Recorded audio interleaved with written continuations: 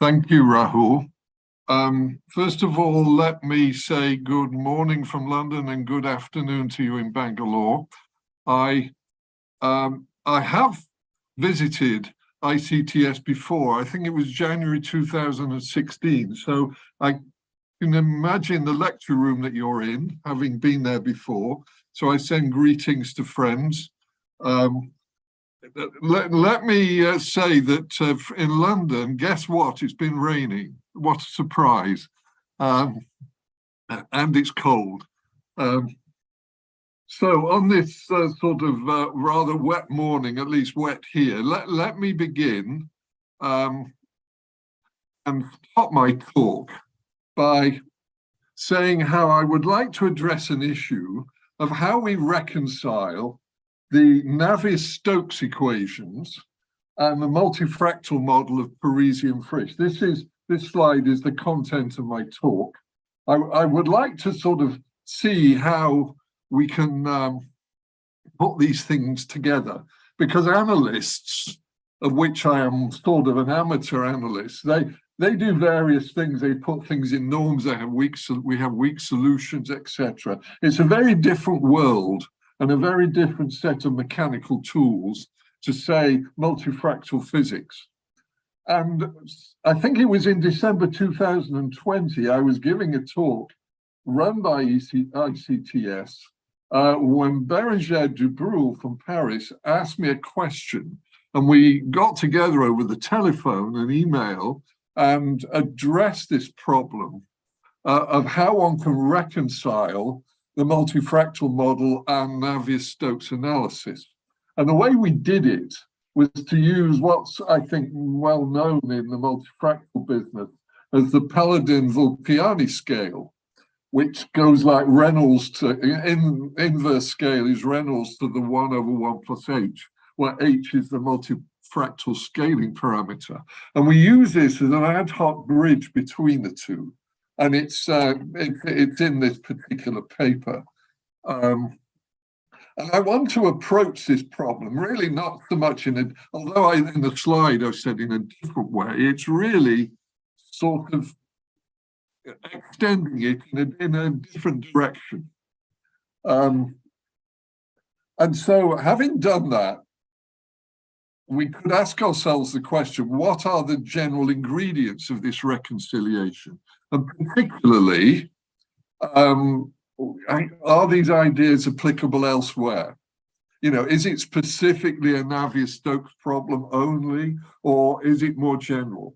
And so in the second part of my talk, I will apply these ideas to active turbulence, the very well-known, particularly in Indian physics, incompressible Toner-2 equations written down at the bottom of the slide down here. And that will be the second part of my talk. And that part work is joint with Kiran Kolaru, Nadia Padan, and our chairman, Rahul Pandit. And you can find that in this particular archive paper. So let's get going and look at some properties of the Navier-Stokes equations. Now, I'm aware my audience is probably mainly physicists, and I'm going to be putting some analysis on these slides, but I hope I've softened it to a degree that it's sort of comprehensible. So let's take a solution of the Navier-Stokes equations, bold U, and take n generalized derivatives, put it to the power 2m, integrate over a periodic volume. We're in periodic boundary conditions, although I haven't said so on this slide. And I'm going to define these what are called semi-norms or volume integrals as Hn md. Okay, now Navier-Stokes has an invariance property, very well known, goes back more than a century, basically like this. And under this scaling property, these norms, these things are these h's to the 1/2m, these norms scale in this fashion.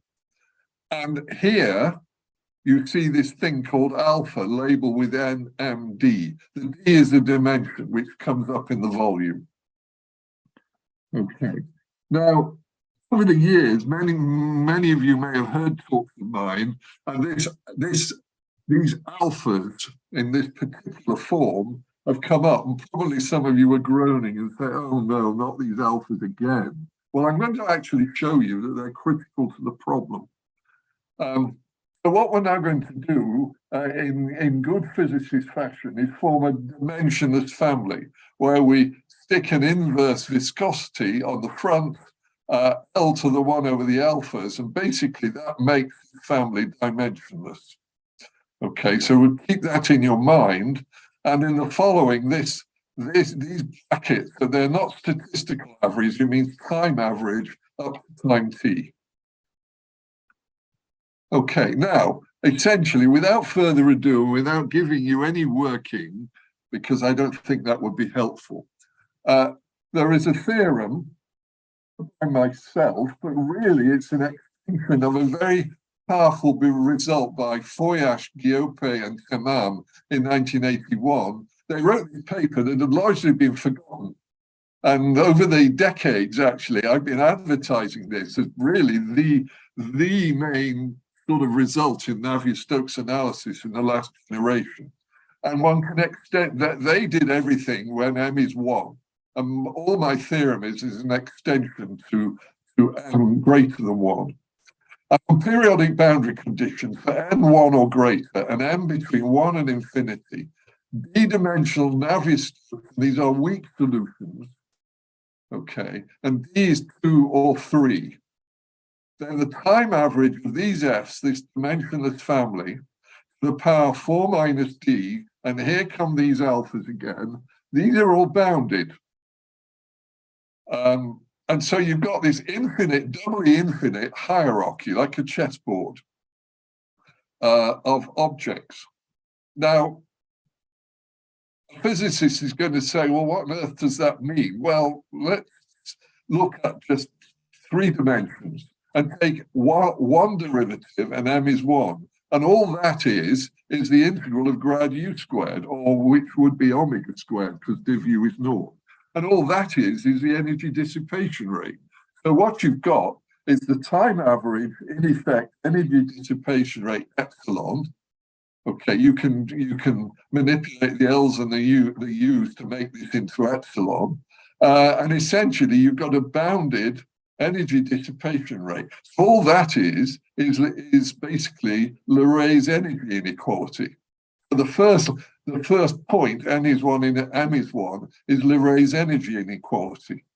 And what this does, it generalizes the whole thing, and you can see the size of the exponent is going down because n is in the denominator of the alpha. And so when n is 1 and m is 1, you've got epsilon is bounded by Reynolds cubed. You manipulate that in the standard definition of the Kolmogorov length, and lo and behold, you get the very standard results. Actually, there should be a C in here, but it doesn't matter. This is bounded by Reynolds to 3/4, which is a well-known result in statistical turbulence theory. And so the 2 theories touch at that point. Now, these are weak solutions. So, you know, they're only weak solutions only shown to exist in the sense of under integrals against test functions. This isn't, we haven't got strong solutions of Navier-Stokes. You would need a factor 2 in there, full regularity for D is 3, which we don't have. Okay, that's just an aside. So let's move on. Okay, so now let's consider this semi-norm here, which is these integrals to the 1 over 2m. Okay. Now, I know you're sitting in the big ICTS lecture hall. I can see a picture of you, and I've been in there before. So imagine that you're in a periodic box, and the turbulence is swirling all around you, and you can actually see in color turbulence contours. And if you defocus your eyes and just sort of stare out generally, you would just sort of see a wash of vorticity. That's really like looking at m equals 1. It's a sort of average L2 wash over the box.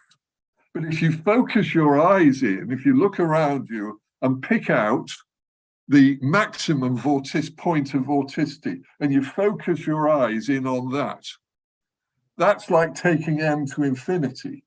And of course, what your eyes are doing, they're like a telescope. They're a focus control where you can zoom in or zoom out over the average, or you can zoom all the way in right down to the maximum point.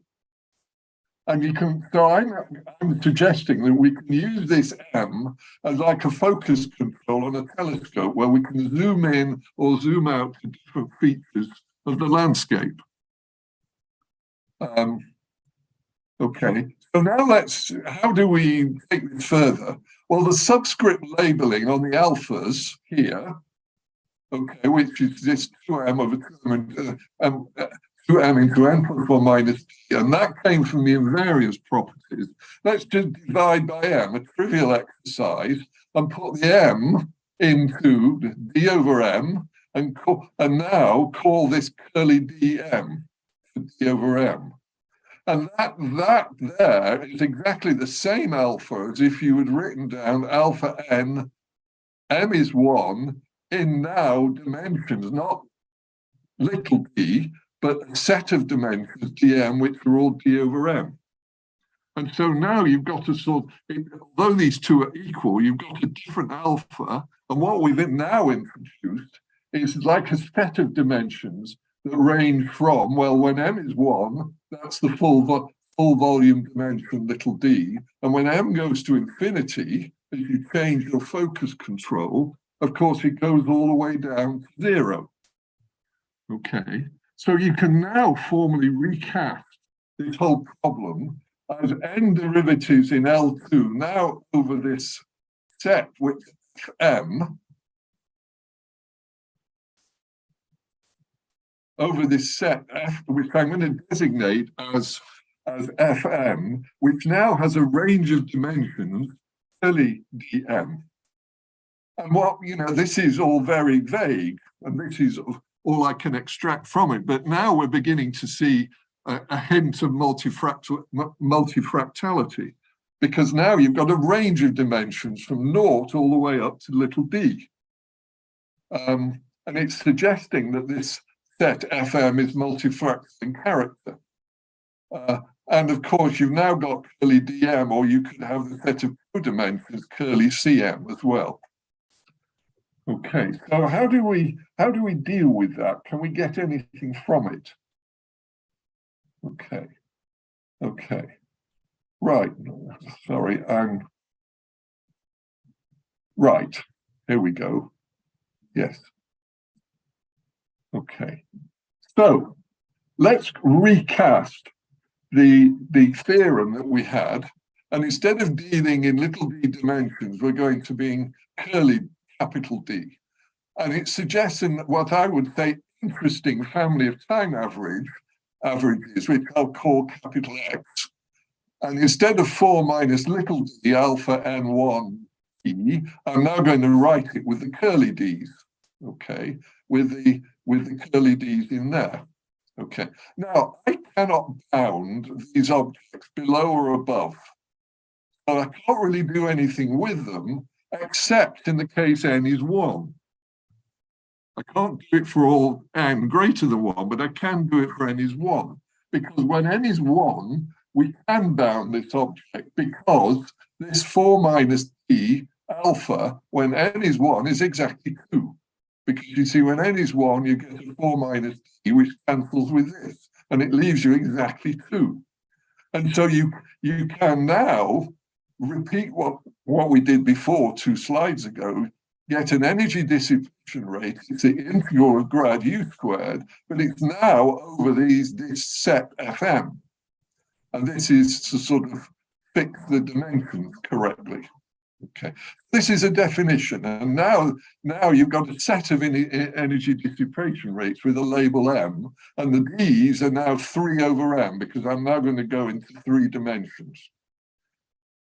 And then the trick, which I got from an old paper by Frisch, and Vergasola, and way back sort of 30 years ago, is of course this thing is embedded in full space. And this object is bounded. We have the bound on that. It's Reynolds cubed, and you fix the L's and the mu's. And so I've now got a bound on this epsilon m.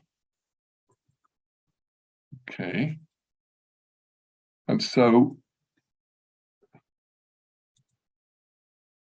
we're now going to take this epsilon m, work out the dimensions, and express epsilon m over nu cube, which is a sort of standard expression, in terms of a set of inverse lengths, e to m. And those, getting your dimensions right, these are defined in such a way that e to m to the -1 minus dm basically is defined to be this thing. Okay, so when you work out what the m's are in terms of the bound on the epsilons, you find that it's bounded above by Reynolds to the 3 over 1 dm, and so you've got an infinite set of these. And this is a formula that appears in a paper by Khanin in '85, except that Khanin just had some vague d for single dimension here. In the tenor of the times, people were looking for single valued fractal dimensions. And so I think he pulled out a number out of one of Srini's experimental papers and said, let's call D 2.82 or something like that. Okay, but here we've got in effect the same formula, okay, but our DMs is now a sort of range of them from 0 to 3. And you can see that the set ranges from 3/4 when m is 1 to Reynolds cube when m is infinity. And just before I move on, I don't want to do any more on the D2 case, but if we repeated this, the D2 case, the entropy, because you can go up the derivative, of course, in 2D, and do exactly the same thing, you find these inverse lengths. For the entropy is Reynolds 3 over 4 plus dm. And the spread is much less, of course. It's only from Reynolds 1/2 to 3/4. But I don't want to do any more on d equals 2. Okay, so let's move back to this formula. Okay. Okay, let's move back to this creation. I'm not very good at manipulating my screen. So there's 8. Okay. So now let's move, having looked at what we can extract out of Navier-Stokes. Let me do a very quick slide on the multifractal model. I mean, I think most people here are more familiar with this than myself. So let me just summarize. The Parisian-Frisch extension of the sort of Kolmogorov model, where you have the scaling parameter h, which in Kolmogorov axioms requires h to be a third, and which is therefore highly restricted and doesn't really fit with experiments that have intermittency.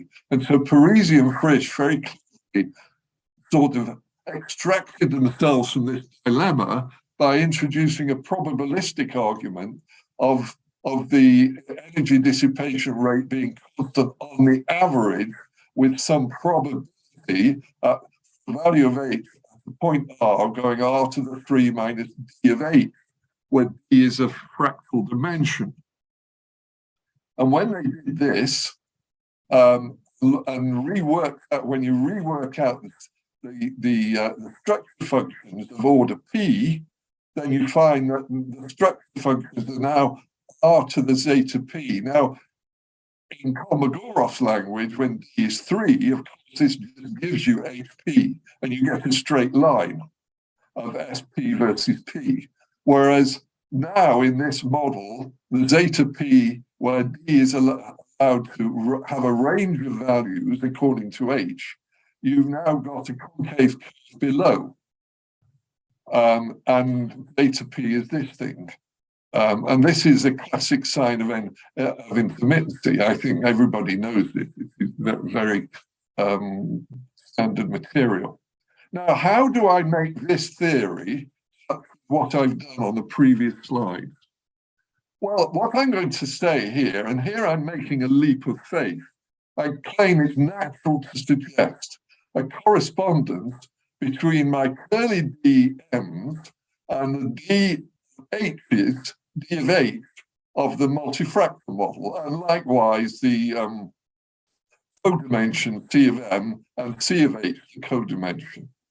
And what that would then say is that the 3 over M, which is my D of M, if I'm going to say, well, it's the same as D of H, and D of H, when you work this out in the multifractal model, is less than 2 plus 3H.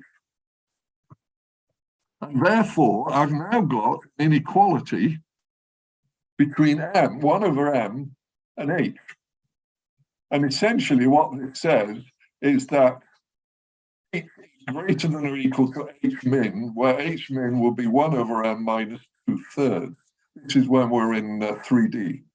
And so when you look at the limit, M is 1 and M is infinity, HM ranges between minus 2/3 and 1/3. And that's exactly the result Berenger, Rahul and I got in our paper this past year. When we were looking at this problem. Okay, now, for me, one of the most interesting things is that now when having got this correspondence between, or inequality between M and H, when we go back to the Krejcner formula of 3 over 1 plus dm, you realize that that thing is simply bounded below by 1 over 1 plus H. And that, of course, is simply a minimization of the upper bound. And that Reynolds to the 1 over 1 plus H is exactly the Paladin-Vulpiani scale. Precisely that. Now, Paladin and Vulpiani put equals here. Here, this is an inequality. And when I talked about this last year, I think it was Greg Eying basically pointed out that the Paladin-Vulpiani scale, although it fits several experimental and numerical results, it doesn't fit everything everywhere. And that doesn't surprise me because, of course, we've got some slack here because this is an inequality. But what this has done, it's in a sense, it's derived the Paladin-Vulpiani scale in a sense of an inequality in the problem. Okay, so I think here what we've got is some form of correspondence showing how the M, which is part of Navier-Stokes analysis, plays a role as being related to these H's. So M is 1 to infinity is the same as H min, ranging from minus 2/3 to 1/3. Okay, so let's say one more thing about this. Okay, so let me just summarize where we are so far. What I've done, I've exploited Navier-Stokes invariance. From this invariance, we've got these alphas with an exponent of 4 minus d to the alpha. And that's the hierarchy, the exponent of the hierarchy bounded time averages. We formally rework the problem, remanipulate the alphas to be like over a fractal set with a complete set of dimensions. And we've taken a correspondence between the DHs of the multifractal model and these DMs of Navier-Stokes based around only n is 1. Okay, and if we now in previous slides I've done this in 3D, if we did it in d dimensions, then the range corresponds to this. H min is greater than this and less than that. And that's precisely the bounds that Berenger and I got last year. But what we did prove last year, and I'm not going to say much more about this, but because it's a different issue than this talk, we actually showed if you took values n greater than 1, in other words, look at higher derivatives, it doesn't improve lower bound on the covariance on the codimension C of H, 1 minus 3 of H, which arises from the 4/5 law. So the 4/5 law gives you the best result, and working on higher derivatives doesn't improve it. That was what we managed to show. And then, going back to this talk, what we have, the Paladin-Volpiani inverse scale, Reynolds to the 1/1 plus H, it's simply a lower bound on the Kreutzner result, no more than that, which automatically comes out of this problem. So that's a sort of summary of how Navier-Stokes analysis and the multifractal model, they aren't equal, they're not the same, but there is I'm suggesting a correspondence between the two. Now, this is a set of ingredients, you might say, like in cookery. And so one would ask oneself the question, are there other PDE models where these ingredients arise and you could in effect show that multifractality is there in the same manner I've done here by correspondence? And so now what I'm going to do is move to the second part of my talk and consider flocking phenomenon, because I'm going to show that we can precisely lift over many of these ideas. And so I'm going to move on flocking phenomena. Now,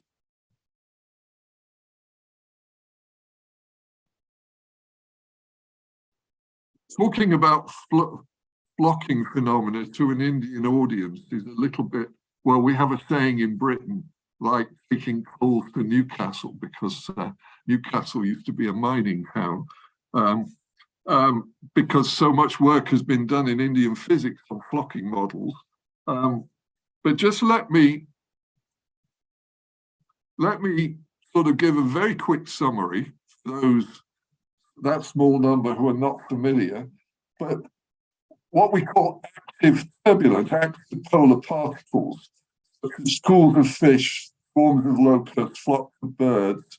And I think the primary paper that began all this was what's called the Vicek model in Phys Rev Letters in 1995. And they did what they in effect did, they treated these flocks or swarms a little bit like a Heisenberg ferromagnet. And they essentially said, if you take a bird and then you take a radius r around the bird and you say, well, that bird's velocity in magnitude and direction is determined by some statistical average of the birds around it with some added stochastic error, sort of error on. And the Vicek model, I think, is the sort of the very first sort of paper. And then it was put into the PDE context by Toner and Tu later on that year in 1995. And it is going to be the Toner 2 model I'm going to work on. And then there are these famous papers with your Indian colleague Ramaswamy, these reviews, annual reviews, and then there's this Nature review, Nature Physics review, which is very nicely written. And I was introduced to this problem by Rahul Pandit, and have spent much of my time at the Newton Institute earlier this year reading these papers. And so the rest of this slide is sort of various other papers that I want to refer to. And so what I'm going to do now is write down the incompressible Toner 2 equations. And of course, we didn't invent this, but this work that I'm going to talk about is jointly with Kiran Kolaharu, Nadia Padan and Rahul, and it's coming out soon in a physical D volume. So this is the reference. And so these are the Toner 2 equations. Now, of course, they look exactly, lambda is 1, like the Navier-Stokes equations, driven by some U-dependent force. It's sort of like a marriage between Navier-Stokes on the left and Ginzburg-Landau on the right. Sort of competition.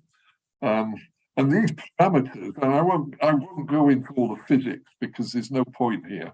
Nu is a viscosity. Beta has a dimension of an inverse viscosity, this beta. Alpha is some, you can see it's some linear pumping term. Alpha has to be a frequency. Lambda is a dimensionless parameter, and we're going to be in a periodic box in D dimensions. These are the incompressible. There's a compressible version of Toner 2, but these are the incompressible Toner 2 equations. And I will just mention and say no more about the Toner 2 Swift-Hohenberg equations, which are essentially the same model, except now you've got negative viscosity with a minus here, and then you've got the Laplacian squared here. And so it's like now a k squared minus k to the fourth composition. That's the Toner 2 Swift-Hohenberg. Okay, now I'm not going to consider these. It's going to be the ITT equations up here in red that I'm going to deal with. So what can we get out of these? This procedure that I explained in my first 8 slides with Navier-Stokes. We want to investigate, can we essentially find the same structure as we did before? So, first of all, like good physicists, what one does is go into a dimensionless set of equations. And we have 2 choices of velocity here. We can define a U naught, which is alpha over beta, that has the right dimensions, or the standard nu over L. And what we have now are now primed dimensionless variables here. And so the dimensionless ITT equations, right, the primes. So we're now on a 0,1 periodic unit cube, is essentially standard Navier-Stokes on the left and here, and then alpha naught u minus Reynolds beta u mod u squared. So these 2 Reynolds numbers. There's this one here, u naught over L, and then there's Reynolds beta here, u naught L over lambda squared. Okay. Now note that for number 2, u naught over L makes Reynolds nu equal to 1. And so you've actually got a much better structure because you've got 2 Reynolds numbers here that play off against one another. And we'll come to that later. Okay, so let's look at invariance. You know, we've got Navier-Stokes here. We've got linear pumping here, which in a sense is an outrider term, and then we've got these 2. Okay, well, actually, apart from that linear pumping term, the ITT equations have identical scaling properties to Navier-Stokes. I don't want to use lambda here because we have it in the original equation, so I've used curly L. So they have the same identical scaling properties to Navier-Stokes. So essentially, you've got the same alphas. These dreaded alphas sort of appear. They have to appear because they come out of this. Okay, 2m over 2m into m plus 1 minus t.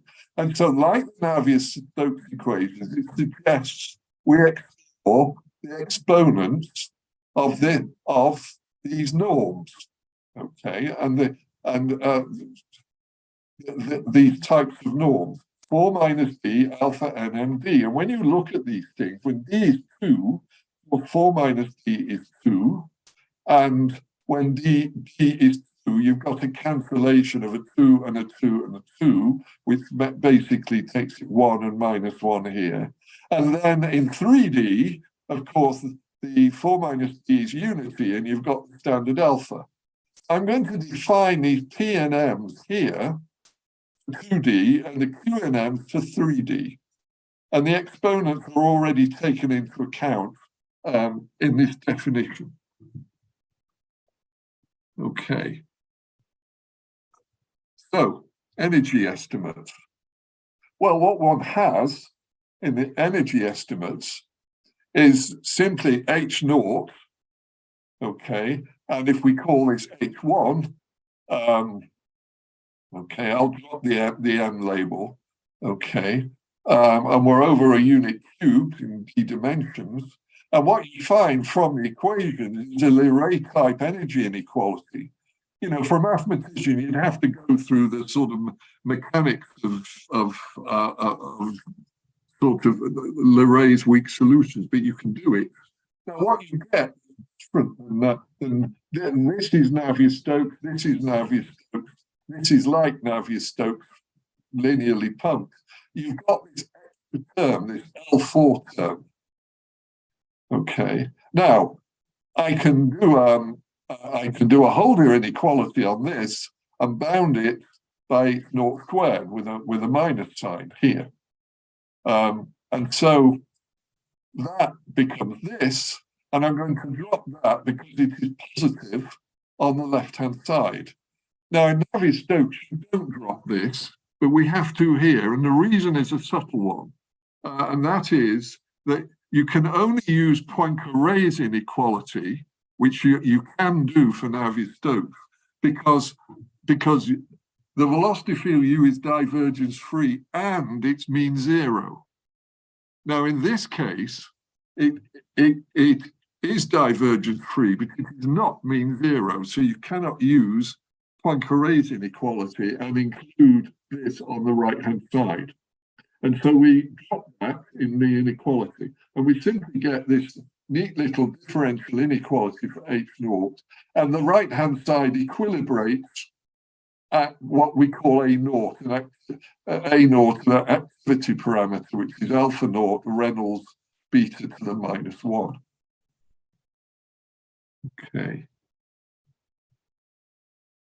And now, continuing with that, what we discover out of all this is that the time average of H naught is bounded above by A naught, H1 by this, and the time average of the L4 norm is bounded by that. And this is true in every D. Okay. And actually, we have more because we can actually find H naught pointwise in time and bound it if we wish. Now, these are like Navier-Stokes results. This is something new and extra that we don't have for Navier-Stokes. So we've got more, or we think we've got more. Okay. Now, from that little inequality here, for initial data greater than A naught, we have control over H naught because H naught is negative. So you can think of any initial data greater than A naught, it just collapses. If it's less than A naught, it could grow up to it, but it can't go through it. So basically, you've got a bound on H naught, whatever the initial data. Okay, and what this tells us here is that P11, my P is the two-dimensional, N is 1, M is 1, and my Q11, which is three-dimensional, we've got, in effect, these are like Leray energy estimates for 2D and 3D. Things are going very much as if it was the Navier-Stokes equations with this extra piece of information here. Okay, now there's a lot of work went behind this slide. And what I have done is done all these estimates when Reynolds nu is much bigger than Reynolds beta. Now, that isn't always the case. You would have to rework these completely. If you took the case when U naught is nu over L, where Reynolds nu is 1 and Reynolds beta is therefore much bigger, you would have to rework all these right-hand sides. But essentially, I'm giving you a flavor of what you can get. Okay, so the P's, this is all for 2D, so this is all for the P's. So we have the time average of grad U in L infinity is bounded. For n is 1, all the m's are bounded. And then when m is n, we do m is 1, all the n's are bounded, and then you put them all together and you have to work very hard to get all these details out and make sure they're right. You actually find that all the p's for every n and m are all bounded. Okay, and moreover, you've actually got the bound on u infinity squared as well. Now, like I said, we thought we had more than Navier-Stokes because we have this here. Now, the reality is that we don't quite, because when you, and I haven't written this down, and I'm sure many of you will see it in your mind, if you take the Navier-Stokes equations, you curl it through and you get the equation for vorticity. In 2 dimensions, vortex stretching drops out. Omega dot grad U is 0. Okay. Now, in this case, you do have extrovert vortex stretching because you've got a Reynolds beta curl U mod U squared that doesn't go away. And so you've got this nasty extra term, and it looks as if you're sort of dead. But then what you discover is that this very nice time average comes to your rescue, precisely comes to your rescue, and allows you to deal with all the unpleasant analysis terms that come out of this. And when you work it through, the final estimate tells us that the bound for H1, instead of being a fixed, what's called an absorbing ball for Navier-Stokes, which allows you to have an attractor, a global attractor.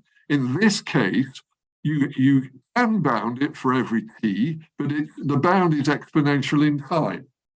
So in other words, 2D Toda-2 solutions are regular because we've got a bound on H1 pointwise, but we don't have a global attractor because we don't have a fixed bound on H1 as one would for 2D Navier-Stokes. You have just slightly less than 2D Navier-Stokes. And you've got estimates for all these for Navier-Stokes. You've just got a slightly less result when it actually comes to this. So it sort of almost mirrors 2D Navier-Stokes, but not quite. Okay, and here is a selection of 2D plots. I can't really go into much detail, but this is for the first U0, where we chose root U0 is root alpha over beta, and this is for the second U0, where we chose it to be nu over L. And you can see the dynamics are very radically different. And of course, what you have here is Reynolds nu is bigger than Reynolds beta considerably, whereas it's the opposite way around here because Reynolds nu is 1. Okay. So let's move on. Now, what about 3D? 3D estimates. So a few slides back, we had the Leray energy estimate of Q11. That's simply just the energy here. Okay. We want more. We want more. We want bound for N and M. You have to work even harder than 2D. You've got bounds on 2.1, bounds on 0M, and then finally, after bounds on 2.1, you can actually prove that the whole set of N, M are bounded. And I haven't given you what the right-hand side is because it's a horrible mess. And there are many, many routes to getting to an answer, and I'm not sure which one is optimal. I just said it's finite. So essentially, we have exactly what we would have for 3D Navier-Stokes equations. This is the equivalent of that theorem I wrote, I think, on slide 3. the Fs. Okay, so we have everything that we would like. Excuse me, my alarm is going off. That's 45 minutes. Okay. And we have exactly, for Kona 2, exactly what we have for 3D Navier-Stokes. The time average of U infinity is also bounded. So pretty much we don't have a bound on U infinity squared. We don't have global regularity, but we do have Lerais weak solutions. So pretty much everything that you have for 3D Navier-Stokes, you have for 3D Kona 2.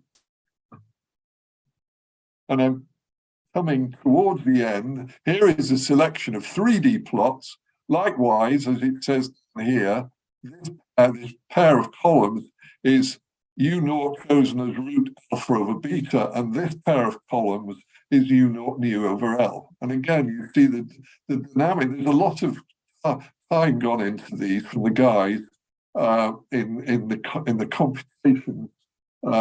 And you can see very radically different dynamics because you've got a much richer structure with two Reynolds numbers. And finally, as my last slide, Rahul, as I come to the end, just let me summarize my second half.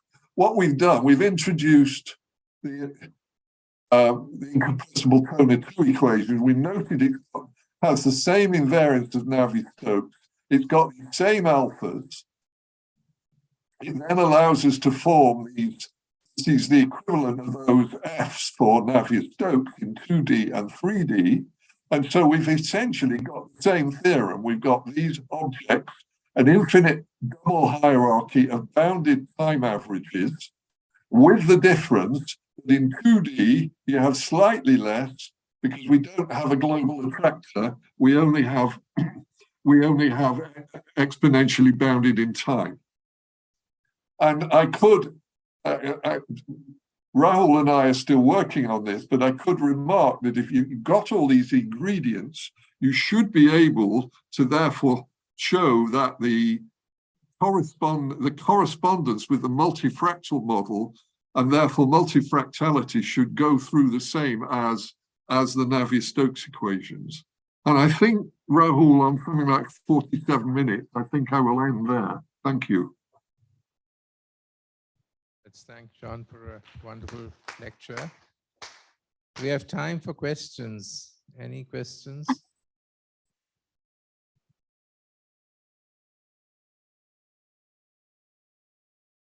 Okay, while people think, let me ask you a question. I might have asked you this earlier too.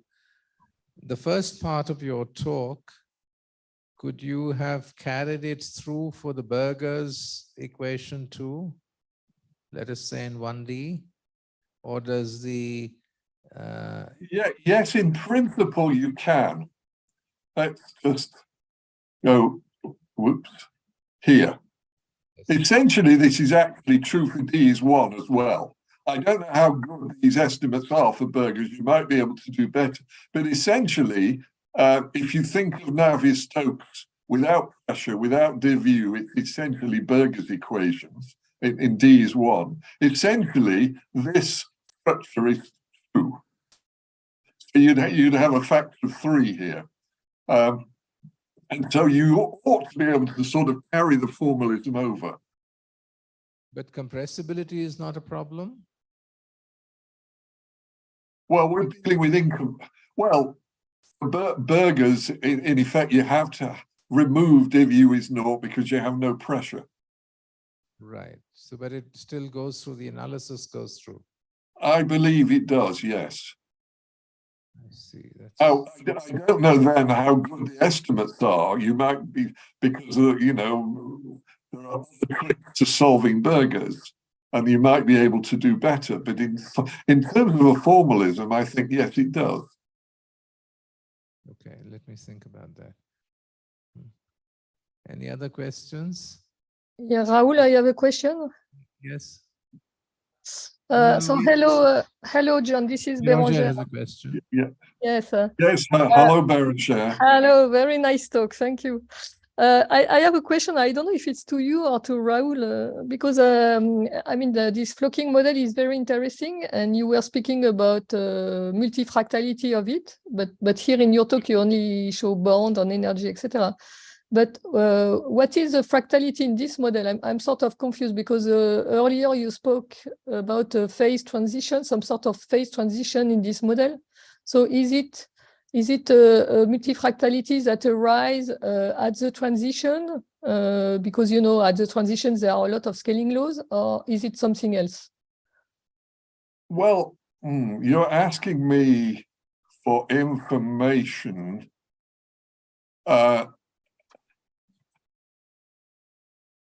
I mean, look at the Kona 2 paper and the way they actually work out the model. Yeah. In effect, is a PDE version of this. And all that sort of is built into the model. You see what I mean? I can't out of a PDE, I cannot extract the sort of information that you're looking for straight out of the PDE. Okay. So, but maybe Rahul, you also have a comment? Is that multifractality arising at the phase transition where everything is scaling, or there are other scaling regimes? Well, there are other regimes. I think Kiran can answer better than I, but I think there are regimes where it is turbulent, and then there are regimes where it is frozen. So in the turbulent regime, presumably there will be multifractality. Is that correct, Kiran? Yes. So there are regimes in the parameter space of the incompressible Toner 2 equations where we expect that it will be multifractal. Already at the level of spectra and so on, it is turbulent.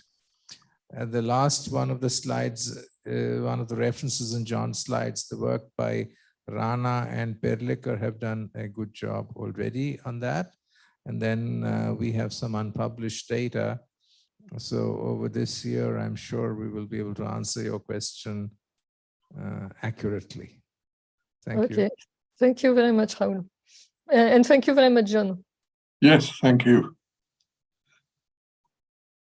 Question. I mean, I have not gone through any of these papers which you have mentioned, but as far as multifractality is concerned, I think I cannot hear.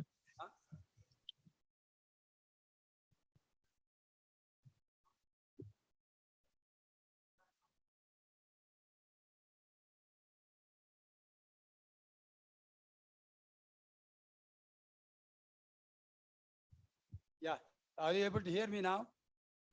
Only just, faintly. Okay, now, is it better? Yes, a little bit. Okay. I have not gone through any of these papers, but what I think in a practical or experimental sense, in practical turbulent field, there will be energy cascading which happens spatially and also temporally. So I don't know the total, and the way the energy cascading happens, there could be phase or mode changes or flocking phenomena in a spatial sense. The flocking can happen because normally you see similar structures would have some attraction. So flocking can happen, and then it might temporarily energy can dissipate in each structure or each flock, each set. So see, as far as energy cascading is concerned, I mean, it all depends on the physics of the flow also. It depends on the nature of the flow. So I don't know whether in a frozen state or in a turbulent state, you can split it into various modes: turbulent, intermittent modes, turbulent, and frozen state. But if it is multifractal in a turbulent state, I don't know why it cannot be multifractal in a frozen state. And the rated, I don't know whether I made my points clear or not. Yeah, I think, yeah, John, you want to answer? Yeah, well, I think I would agree. You know, as a mathematician, sort of looking at the problem, I don't really see any difference. I agree that if there is at least a correspondence between ITT and a multifractal model, I don't see what difference the state makes. You see what I mean? Whether it's frozen or whether it's more dynamic. The details. Any other questions? Well, but at the moment, it's all sort of homogeneous isotropic, I think. Okay, any other questions? If not, let's thank John for a wonderful talk once again. Okay, thank you. Thank you, John.